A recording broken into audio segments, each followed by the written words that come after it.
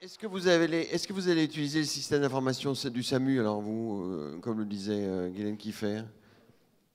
Alors, là, ça marche. On a un petit peu d'avance par rapport à une réflexion qu'on a eue avant. Et donc, on a quelque chose d'élaboré qui a certainement servi aussi de base de réflexion au groupe national. Mais évidemment, on n'a pas toutes les solutions qui vont être proposées. Je crois que notre système va se mettre en place progressivement et on va s'aider les uns les autres pour avancer. D'accord. Alors, Jean-Philippe Masson, donc, vous allez nous parler de la radiologie, de la téléradiologie aussi. Oui. Et on reproche souvent aux radiologues de ne pas participer à la PDSA. C'est faux. C'est faux. Si vous voulez, quand on regarde... 5 minutes pour les radiologues. 5 minutes sans problème. C'est des gens rapides. On a fait une enquête, la FNMR a fait une enquête auprès des radiologues qui travaillent en établissement de soins. Et on a montré qu'il y avait entre 50 et 60% des patients qui arrivent dans les services d'urgence qui bénéficient d'un examen d'imagerie, ou qui subissent, j'en sais rien. Donc, il y a la radiologie fait vraiment partie de la permanence des soins. Alors, c'est vrai qu'il y a plusieurs types de radiologues. Il y a le radiologue qui travaille en établissement, qui participe au service public des urgences, ce qu'on appelait les UPATU autrefois. Qui a un vrai travail, qui assure ses gardes, qui assure ses astreintes, comme le chirurgien, comme l'anesthésiste, comme le gynéco-obstétricien, sauf que le radiologue, il n'a pas de forfait d'astreinte, lui. Alors là, il y a des régions où les ARS ont débloqué des lignes d'astreinte, il y a des régions où les ARS n'ont pas débloqué de lignes d'astreinte, où on en débloqué en disant je vous la mets de côté, quand vous ferez de la téléradiologie, je vous la redonne, et comme on ne fait pas de téléradiologie, on n'a toujours pas de ligne d'astreinte. Donc là, c'est quelque chose qui commence à devenir un peu compliqué. Et puis alors, on nous reproche aussi que, bien sûr, vous prenez des astreintes, vous avez des gardes dans les cliniques, mais vous n'avez pas les mêmes patients qu'à l'hôpital. C'est vrai, on n'a pas les mêmes patients qu'à l'hôpital. Pourquoi? Parce qu'on se rend compte que la régulation est sélective. Et que si vous vous faites ramasser sur la route, si vous êtes en état de demander à aller à une telle clinique, le SAMU ou quelquefois les pompiers vous emmèneront pas en disant « nous, on n'est pas là pour vous emmener à la clinique ». Monsieur le Président du SAMU, c'est vrai ça? Bon, d'accord. On a répondu pour vous. Comme Madame Morin-Terrasse. On va vous donner un micro. C'est probablement vrai dans un certain nombre de cas, c'est malheureusement faux dans un certain nombre de cas aussi. Malheureusement. Si, je vous garantis. Là, j'ai des exemples précis où il y a des refus, voilà. Mais c'est un problème qu'il faut qu'on traite. Je pense qu'il ne faut pas être... les SAMU envoient toujours à l'hôpital, c'est pas vrai. Il ne faut pas non plus de notre côté dire les cliniques, les services d'urgence de clinique refusent toujours les patients s'ils sont vieux, polypathologiques, machin. C'est pas vrai non plus. Il y a des problèmes à régler, territoire par territoire. Chez moi, on l'a fait en se mettant autour de la table, en définissant sur la base des symptômes présentés par les patients, définis à la régulation, quel établissement pouvait les accueillir, que ce soit clinique ou que ce soit établissement public. Et avec ça, on se débrouille pas trop mal. Il y a de temps en temps des frictions, mais pas trop. Donc là aussi, sortons un peu de ces clichés d'opposition systématique. Le SAMU a une position qui n'est pas une position hospitalière, contrairement à ce qu'on peut penser. C'est un service hospitalier, mais qui travaille avec tout le monde, qui travaille avec les libéraux, que ce soit cliniques ou les médecins généralistes. Donc sortons un peu de ces clichés, qui font toujours réagir, je suis d'accord, mais il faut qu'on avance, on ne peut plus rester là-dessus. Non, mais ce n'est pas le SAMU que je mets en cause, sincèrement. C'est le directeur de l'hôpital, parce que c'est souvent pour lui un moyen pour remplir son hôpital. Hein. Est-ce qu'il y a un directeur d'hôpital?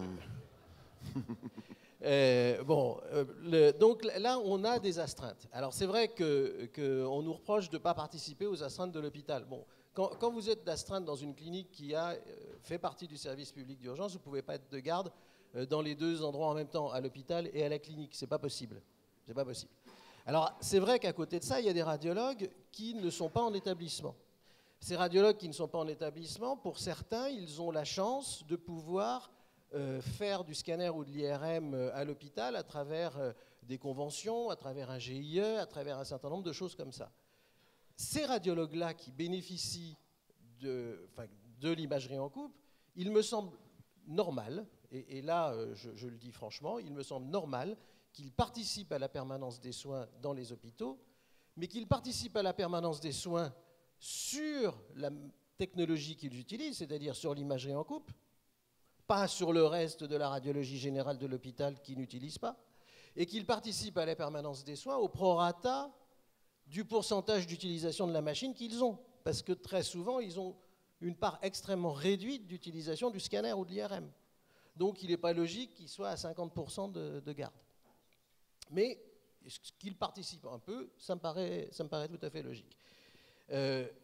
D'ailleurs, au sujet de l'imagerie en coupe, nous avons, moi j'ai des remontées de partout en France, bien sûr, et on sait qu'il y a des ARS qui font une espèce de chantage aux radiologues qui font des demandes d'imagerie en coupe en disant « vous devez participer à la permanence des soins. Si vous ne participez pas à la permanence des soins, on ne vous donnera pas la machine. » Vous répondrez, hein, vous notez, hein, Jean-Yves Graal. Et ça, chantage des ARS.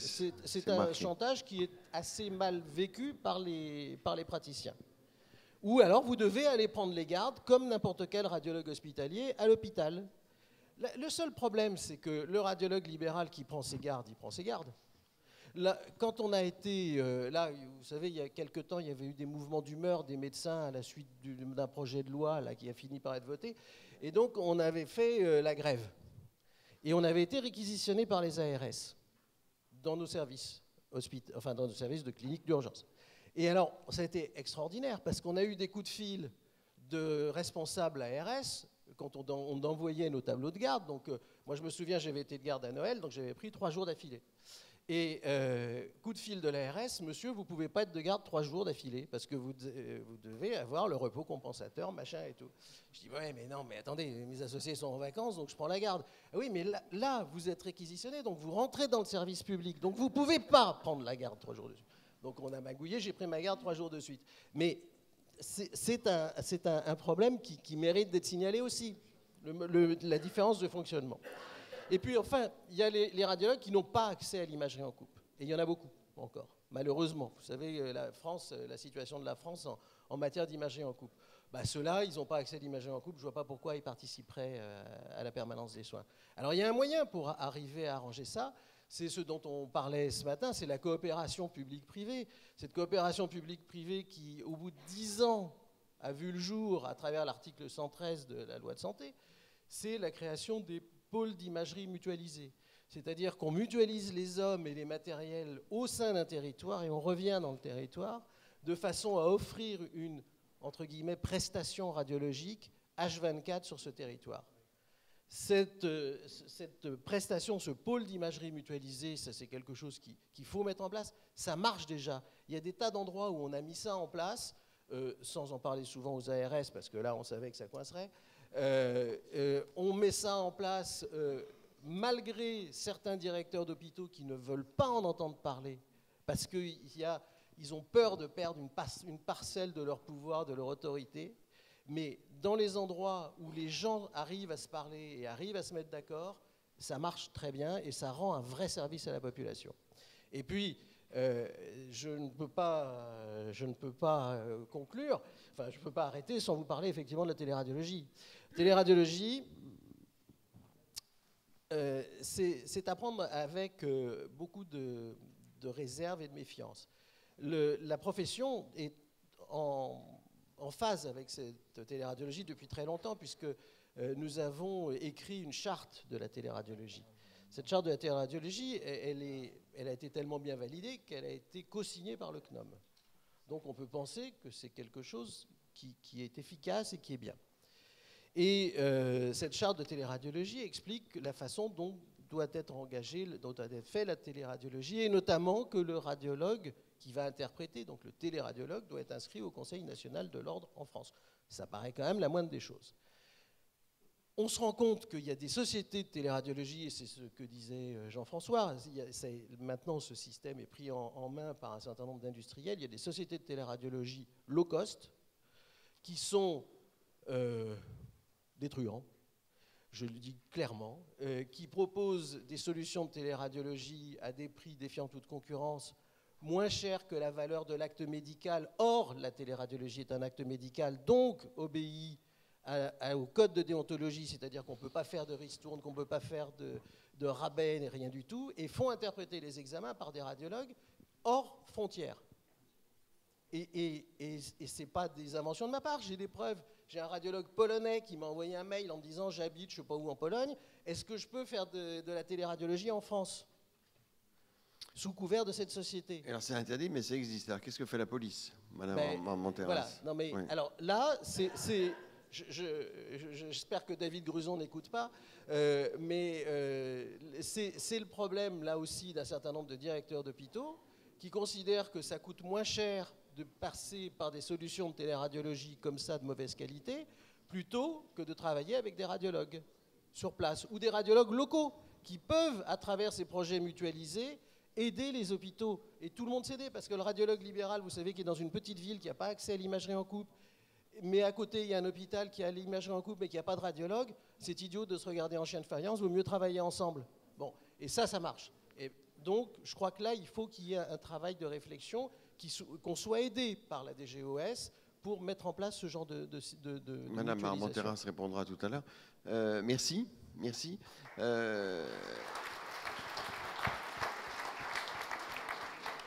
Alors Jean-Yves Graal, beaucoup de questions, donc vous allez répondre à toutes les questions, 116, 117, chantage.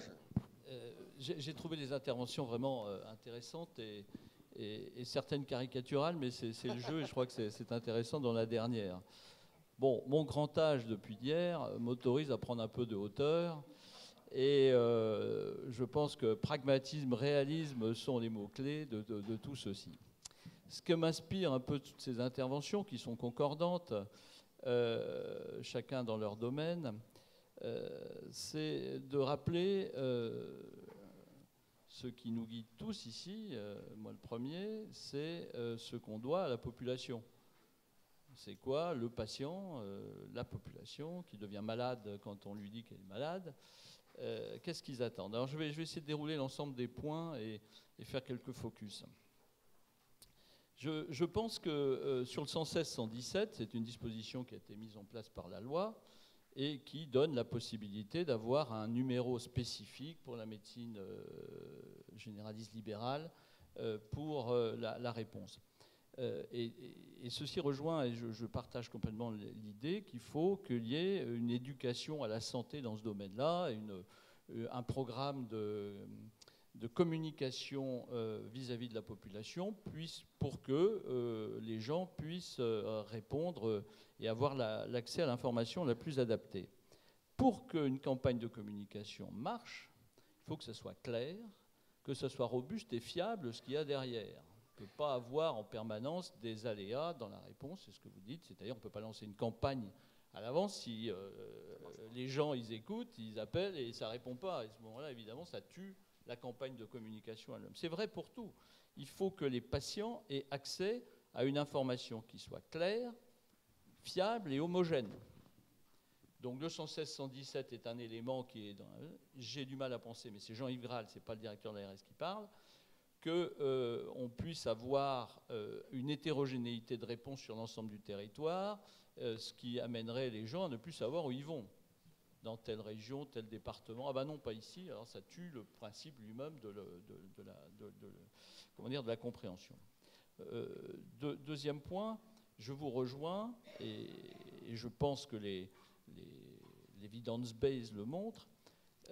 Un des points importants, c'est bien sûr dans les heures dites de permanence des soins ambulatoires, mais aussi dans la journée, il y a un réel besoin de la population d'avoir une réponse et éviter qu'ils aillent tous aux urgences pour des tas de choses dont ils n'ont rien à faire, mais parce qu'ils n'ont pas pu avoir de réponse. Et je suis de ceux qui pensent que la régulation en général, y compris la journée, est une bonne idée vis-à-vis de tout le monde, et que les horaires de permanence des soins ambulatoires sont une chose, mais je crois que, je l'ai déjà théorisé, que la réponse aux demandes de soins non programmées, c'est 24 heures sur 24, et peut-être plus dans la journée que le soir, encore moins que la nuit. Voilà.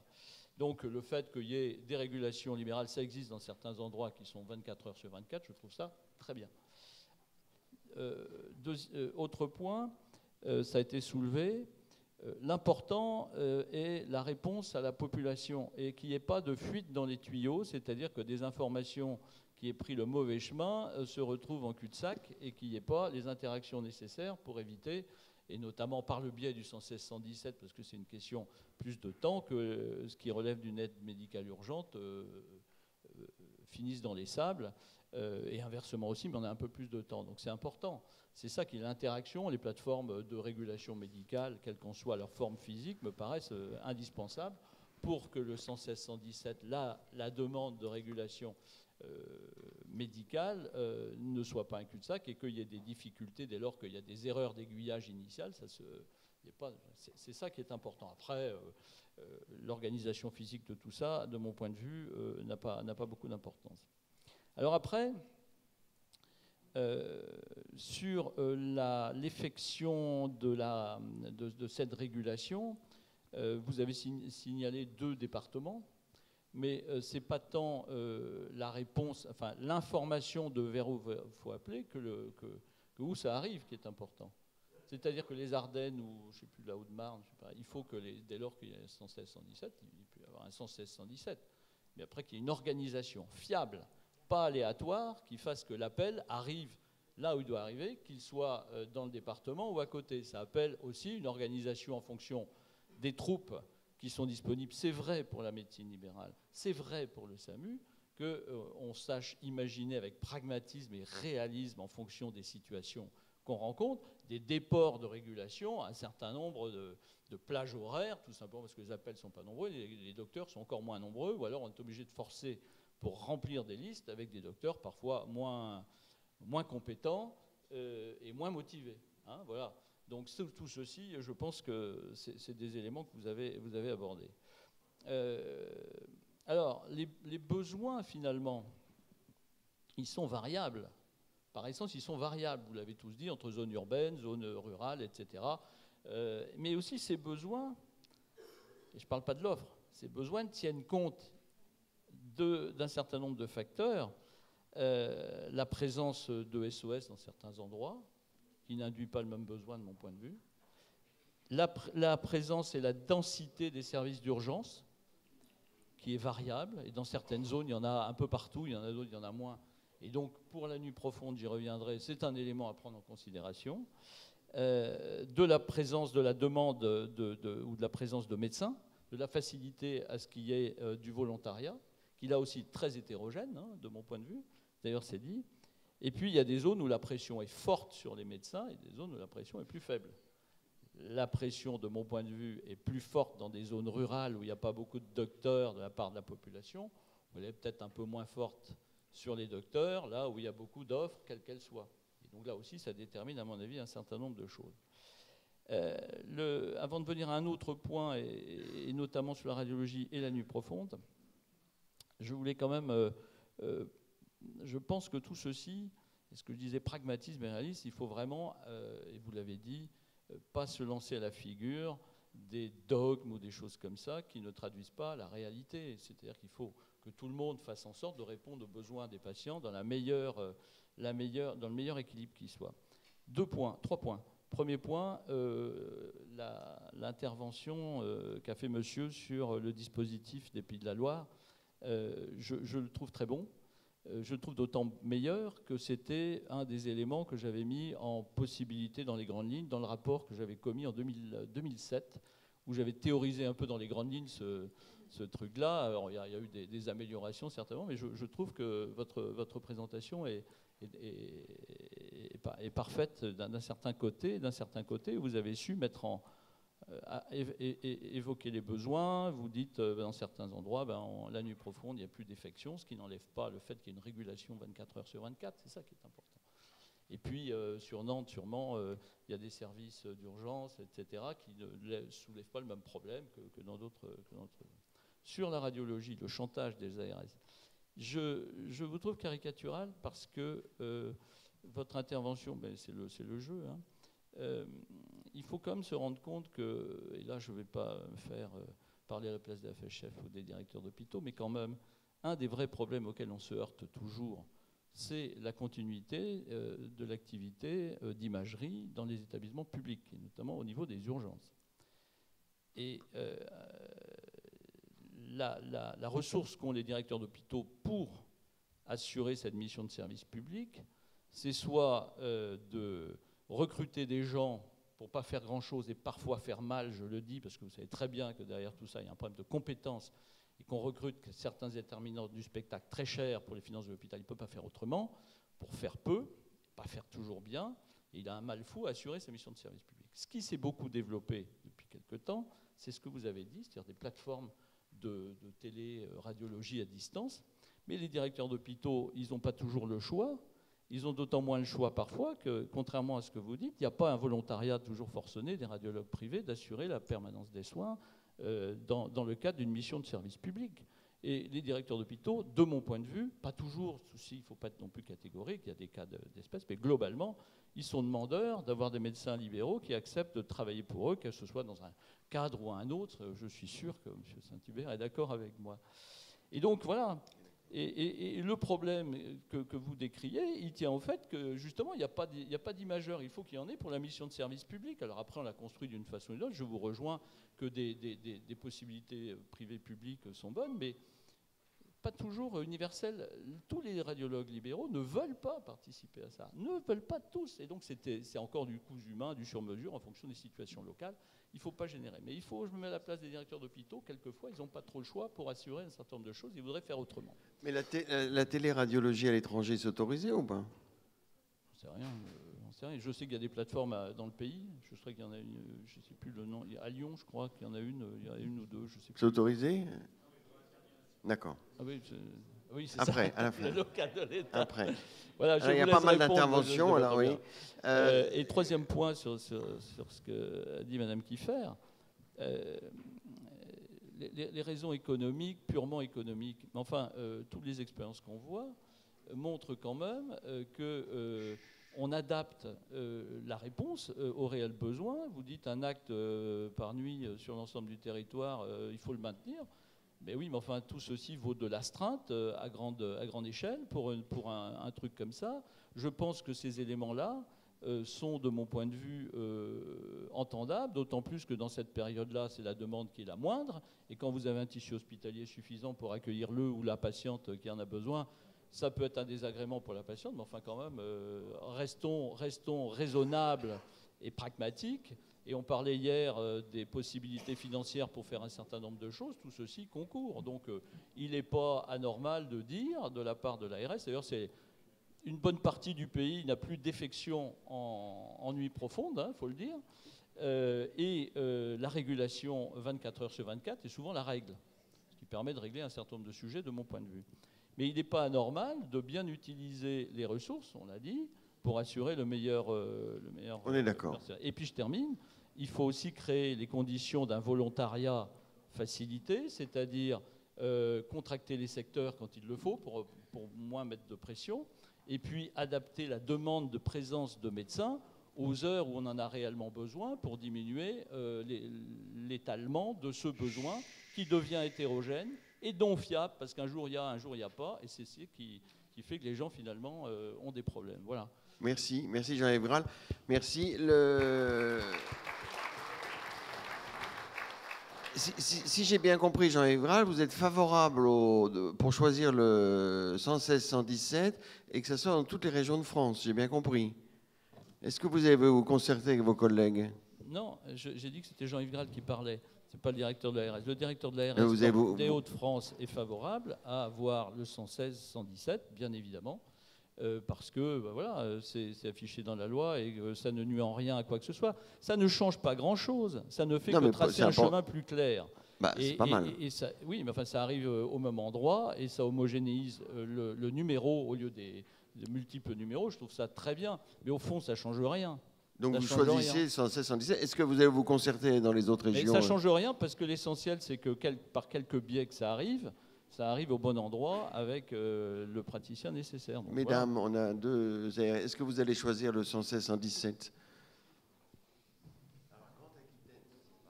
Non, Centre-Val-de-Loire. Plus Grande Aquitaine, je ne parle pas au nom de la Grande. Centre-Val-de-Loire, oui, on a opté pour le 116-117 après concertation. Voilà. C'est encore. Voilà. C'est juste parce qu'on est en concertation. Il y a une réunion à la mi-septembre sur le sujet. Moi, j'ai mis sur la table la proposition 116-117, mais après, c'est mis à concertation à discuter dans le cadre de la révision générale du cahier régional de permanence des soins ambulatoires. Voilà, donc on est parti sur cette proposition-là, mais on va avoir la discussion et la concertation jusqu'au bout sur ces sujets-là. Alors, Madame Armand-Terrasse. Oui. Juste 2 mots. D'abord, je voudrais saluer la qualité de ce débat, des expériences, des situations qui sont rapportées et qui montrent que même lorsqu'il y a des questions qui sont des questions pas simples, elles sont dans une dynamique positive. C'est ça que je voudrais souligner. C'est que la permanence des soins ambulatoires n'a pas reculé en France de façon proportionnellement arithmétique à la présence des médecins généralistes dans le territoire. Et si elle n'a pas reculé, elle a un tout petit peu reculé, hein, on a vu dans le comité national de la PDSA, et si elle n'a pas reculé, c'est parce que les URPS et les ARS ont mené un travail et un combat commun avec, bien évidemment, les maisons 15 qui abritent les associations libérales la plupart du temps sur ce sujet. Et elles vont continuer. Et il y a là la bonne période des projets régionaux de santé qui vont travailler pour décliner comment les régions s'organisent pendant 5 ans. Ils vont, s'ils ne l'ont déjà fait, tirer le bilan de leurs organisations et voir ensemble comment... Parce que la question aujourd'hui, c'est quoi? C'est dans les territoires et dans les départements où il y a eu un recul de l'organisation de la permanence de soins ambulatoires parce qu'elle reposait sur des médecins qui sont partis et il n'y a pas eu de relève, ou parce qu'elle reposait sur des médecins qui, pour une raison ou une autre, ont décidé de ne plus le faire. Comment les organisations régionales qui dépendent de l'État, les ARS, dans leur dialogue avec les URPS qui sont là pour essayer d'aider à structurer les initiatives locales, comment on fait en sorte que nous puissions repeupler ces territoires de permanence de soins, donc d'associations.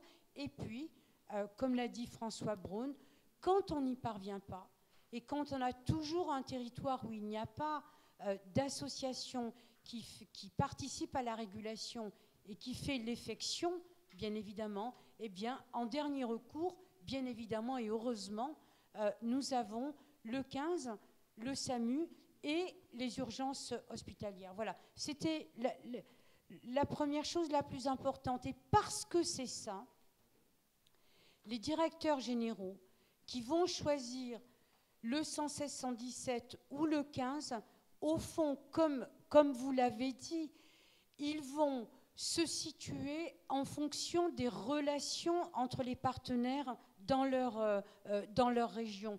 Le plus important, c'est que continue à cohabiter l'esprit de l'organisation de la régulation médicale entre les médecins libéraux et avec le SAMU. C'est ça qui est le plus important. Et puis chaque année, on va progresser. Et donc, comme je l'ai dit tout à l'heure à Guylaine Kieffer et à François Braun, d'abord je les remercie parce que, effectivement, la campagne de communication, elle ne sera un succès que si le message est élaboré et conçu par vos associations et votre présence, SAMU Urgences de France et les médecins libéraux qui acceptent de venir et leurs représentants dans ces groupes de travail où on se demande qu'est-ce qu'il vaut mieux dire pour dire à la population française sur un plan national.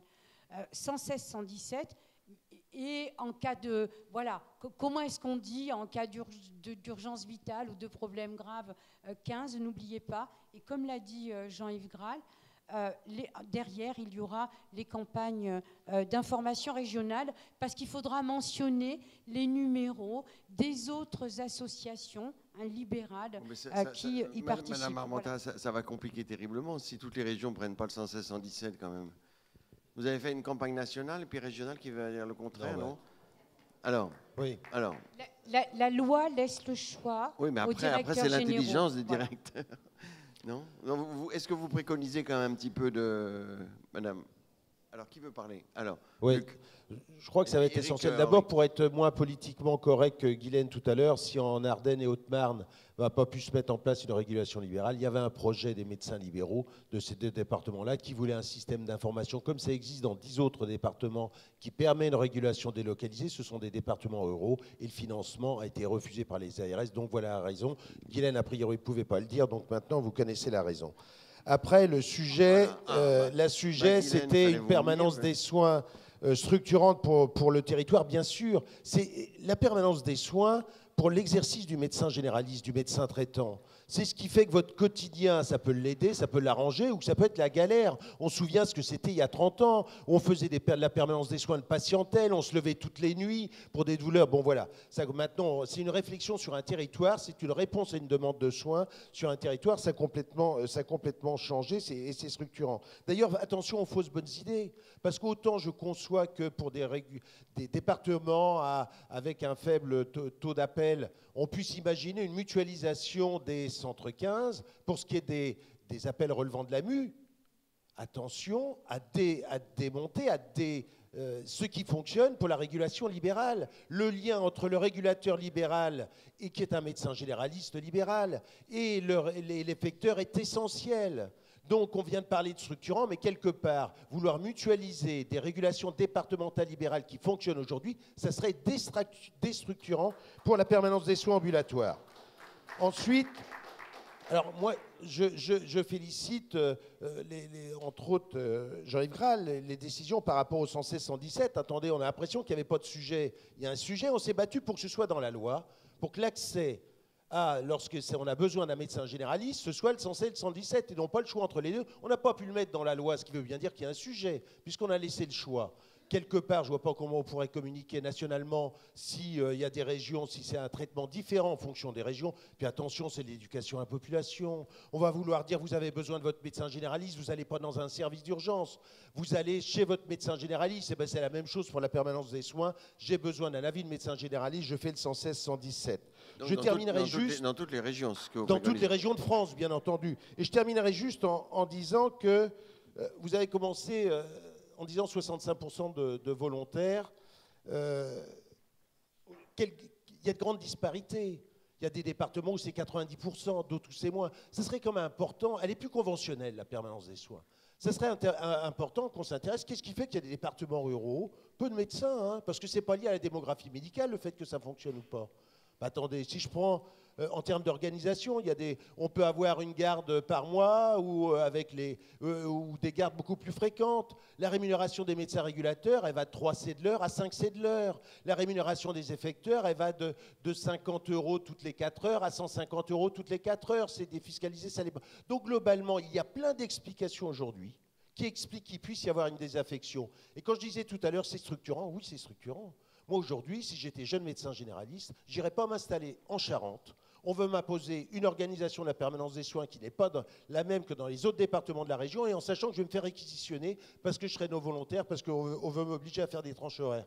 Donc, je crois que ce qui est important, alors, ce n'est pas forcément de vouloir la ramener dans le champ conventionnel, parce qu'on a vu que s'il y a des expérimentations comme celle qu'a présentée Charles-Henri Mercier, je veux dire pour la région des Pays de la Loire, qui sont une avancée pour les médecins généralistes, c'est aussi le fait qu'elles soient plus conventionnelles qui a permis ce type d'expérimentation.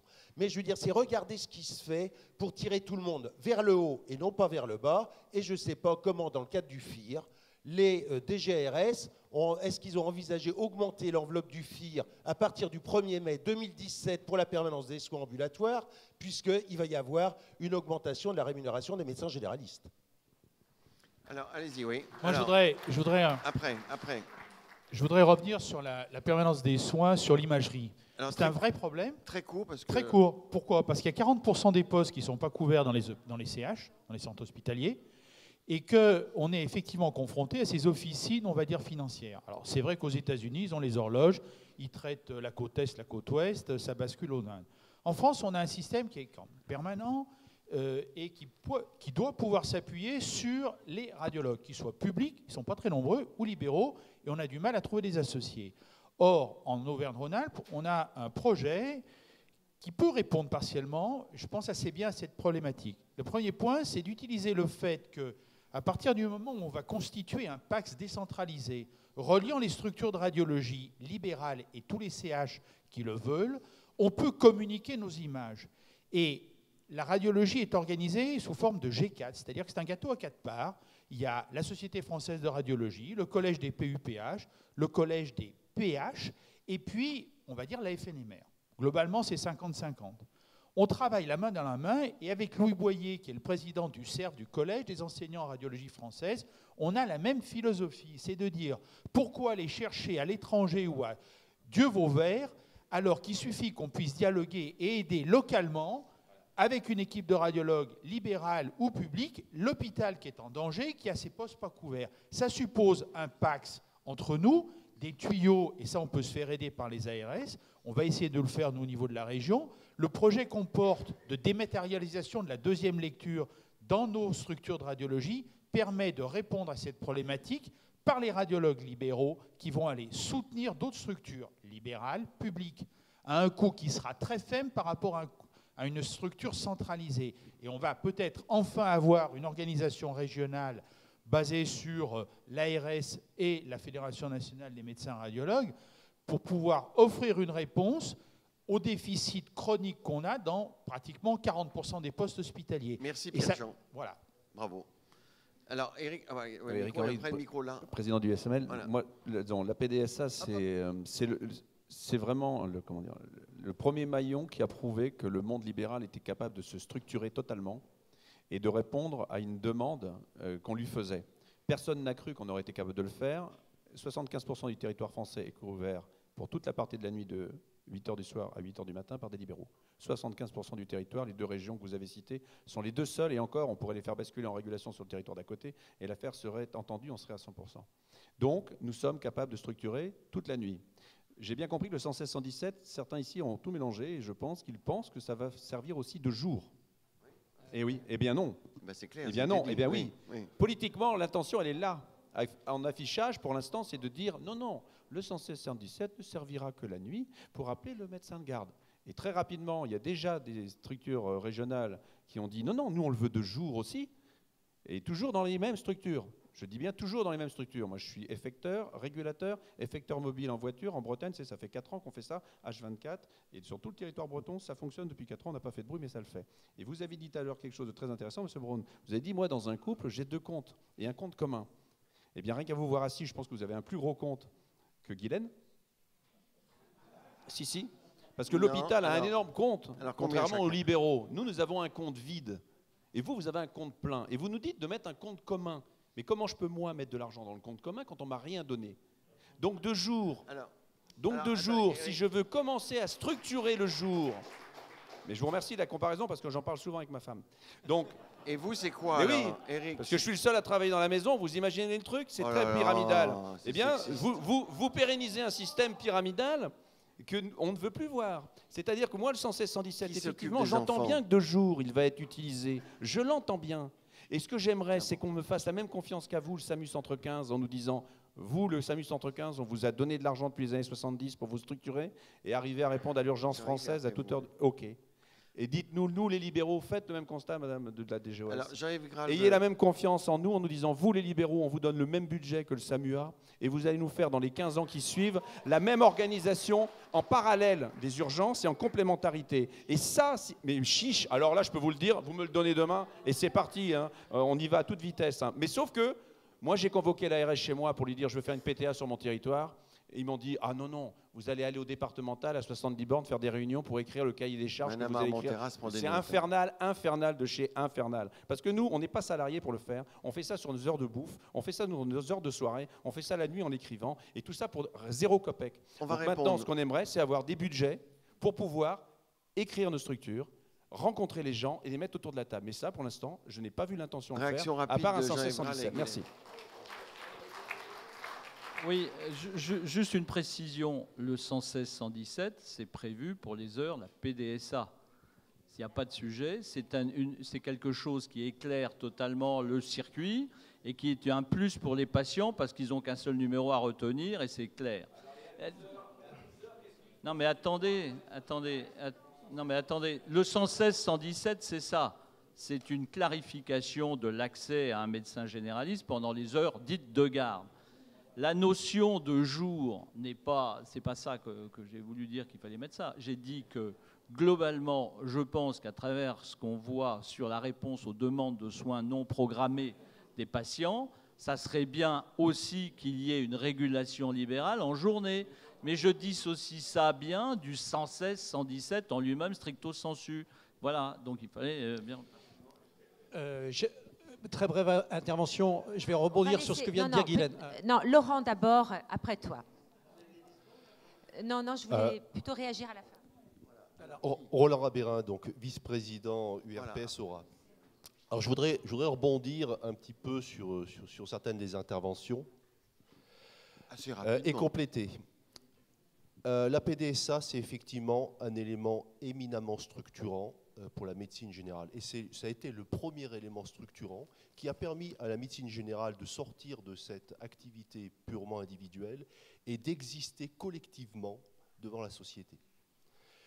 C'est donc quelque chose de très important. Et autour de ça, aujourd'hui, effectivement, il y a le débat sur le 116-117. Je crois que c'est Madame Ballon qui nous disait tout à l'heure, avant de dialoguer avec les partenaires, il faut d'abord exister. Eh bien oui, le 116-117, pour nous, médecins généralistes libéraux, c'est d'abord exister. Exister face à la collectivité. Et il y a d'autres domaines où on veut exister. J'ai le même outil de régulation autonome que Luc. Effectivement, nous sommes une dizaine de départements à avoir cet outil-là. Et il y a un certain nombre de départements qui sont en demande de pouvoir accéder à cet outil. Et aujourd'hui, on a assisté en tout cas au cours des dernières années, et j'espère que ça va changer, à des tirs de barrage au niveau des ARS et des tirs de barrage aussi, je regrette, des collègues des SAMU. Et ces outils autonomes, c'est aussi pour nous une façon d'exister, de gérer les choses au mieux et avec des outils qui correspondent vraiment à nos besoins. Et aujourd'hui, qu'est-ce qu'on observe? C'est que les seuls départements qui sont réellement capables, pour la PDSA, de produire des données statistiques sur la régulation de la PDSA, ce sont les départements qui ont ces outils autonomes. J'espère que tout ça va changer demain, mais en tout cas, voilà, on a besoin de certaines choses, du 116-117, de pouvoir avoir, là où on le souhaite, développer nos propres outils et exister collectivement devant la société. Les régions qui vont choisir le 15, ça va être dur. Et je précise seulement que les outils que nous développons collaborent parfaitement avec les outils du 15 et il n'y a pas de souci de ce côté-là. Monsieur Jean Staniera, pédiatre. Je rebondirai sur ce qu'a dit Guylaine et Jean-François dernièrement. Sur l'expérience pédiatrique à Lyon, nous avons mis en place un système dégradé, enfin basculé par les médecins régulateurs sur des infirmières répondantes sur la pédiatrie, sur les appels pédiatriques, en sachant qu'en 20 ans, on a multiplié par 20 le nombre de consultations pour les urgences pédiatriques, que ce soit en ville comme à l'hôpital. D'ailleurs, quand il y a un enfant qui se présente à l'hôpital, il y en a 9 qui se présentent en ville, et là, on prend 2 jours comme 2 nuits. Et on a mis en place des fiches conseils tout à fait structurées et structurantes, j'en parle justement au niveau de la HAS, validées au niveau régional et national, de manière à établir, je dirais, ce conseil sous la délégation du praticien qui passe l'appel. Alors maintenant, je vais être un peu provocateur, mais ça pourra être l'objet d'une prochaine séance à la Baule, c'est qu'éventuellement, dans le cadre de cette réponse, je dirais téléphonique, on peut très bien imaginer, comme dans d'autres pays, de mettre en place des appels directs auprès de professionnels de santé, type infirmière, puéricultrice, qui soient formés à cet effet, et tout le matériel qu'on met à leur disposition a été mis en place par des médecins du SAMU, des médecins hospitaliers, des pédiatres de ville, des médecins généralistes, et ainsi de suite. C'est une expérience, en tout cas, ça fait 4 ans qu'elle existe dans la région de Lyon, et je vous la présenterai si vous voulez. Merci, merci. Madame, un mot, Madame Armand-Terrasse, par rapport à ce qu'on vient de dire. On va vous donner votre micro, monsieur. Voilà, à Madame. Vous le gardez, ça ne va pas, ça. Mais, moi, je pense que le débat sur la régulation de jour que vous avez lancé en disant est-ce que 116-117, c'est toute la nuit, le week-end, encore le jour, donc c'est encore calé sur les horaires actuels de la PDSA. Les horaires actuels de la PDSA, c'est donc la nuit et le week-end. Et donc, le sujet que vous posez, c'est le sujet des soins non programmés et de l'organisation et de la régulation sur les soins non programmés en journée. On va en parler cet après-midi, d'ailleurs. Donc, ce sujet, les ARS savent que dans le cadre là, de leur d'élaboration de leur nouveau projet régional de santé, il est à l'ordre du jour. Ensuite, on sait le résoudre, on ne sait pas le résoudre, mais il est là. Et en comité national de la PDSA, nous reprendrons ce sujet. Je peux dire qu'en Île-de-France, j'ai un accord avec le SAMU 75 et 2 associations de médecine libérale. Il y a 2 ans, nous avons encouragé et donc nous avons expérimenté et donc financé de la régulation libérale de jour pour voir ce que ça donnait. Et ensuite, il faut acquérir les fruits de l'expérience, le discuter, le travailler et voir comment on peut réguler cela dans la région. Donc c'est un vrai joli sujet. Bon, ce n'est pas un sujet conflictuel, c'est un sujet sur lequel on ne sait pas répondre avec des yaka faucons. Voilà, c'est un sujet qu'il faut attraper. Merci, on va conclure là.